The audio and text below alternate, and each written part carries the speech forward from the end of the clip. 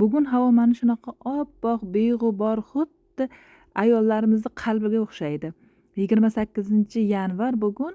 Hamma joy mana shunaqa oppoq qor ekan. Bizni O'zbekistonimizda albatta, lekin Turkiyada yo'q. Men ishlagan joyda yo'q. Ya'ni Turkiyada boshqa joylarda bor-u, men ishlagan joyda lekin qor yog'mas ekan.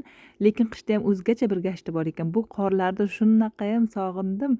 Bir kun borsam O'zbekistonga mazza qilib qorlarga yumalab rasmlarga tushaman, Xudo xolasa.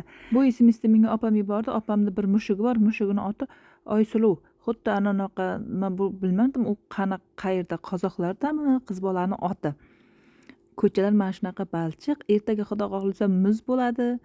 Bizda Turkiyada esa men ishlaydigan joyda mana marhamat, havo mana bunaqa. Quyosh chiqib yotibdi, apelsin, mandarinlar pishib yotibdi.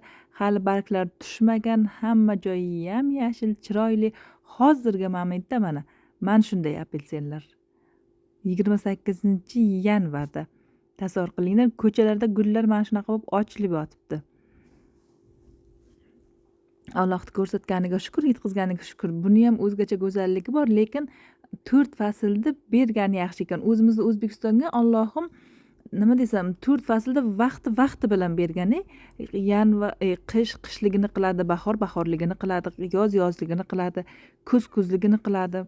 Qayerlargadir borasiz, yo'q qish kam bo'ladi, qayerlargadir borasiz, yoz kam bo'ladi.